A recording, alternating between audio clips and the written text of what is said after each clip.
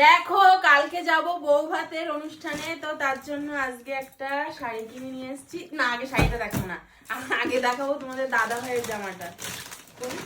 এই যে কি অবস্থা, কি করে নিয়ে এসছে দেখো, দলা মুচ করে নিয়ে চলে এসছে।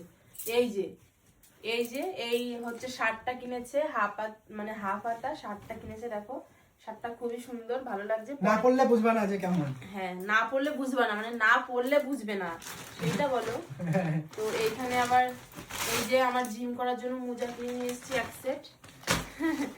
আরো দেখাচ্ছি, দাঁড়া আমারটা পরে দেখাবো।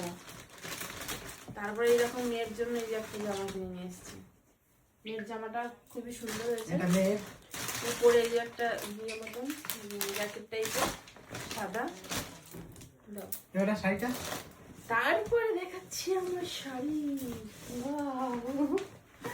দেখাচ্ছি দাঁড়াও, বলবা। হ্যাঁ ও ও তারপরে এই দুটো জিনিস কিনে নিয়ে এসেছি, একটা গাঢ়ওয়ালা খোসা আর একটা এই যে আয়না।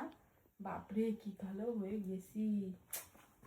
তারপরে যেটা দেখাবো, দেখো বন্ধুরা বলবা কিন্তু, হ্যাঁ কেমন হয়েছে।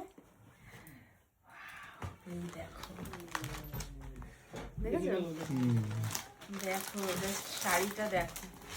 এই যে এই শাড়িটা কিনে নিয়ে এসেছি, ঠিক আছে। এই টাইপের শাড়ি আমি মানে এই টাইপের এই কালারের শাড়ি আমি কোনোদিনও পরিনি। তো এই শাড়িটা আমি জয়শ্রী বস্ত্রালয় থেকে কিনে নিয়ে এসেছি, ঠিক আছে। তাও আবার এই ব্যক্তিটা পছন্দ মতন।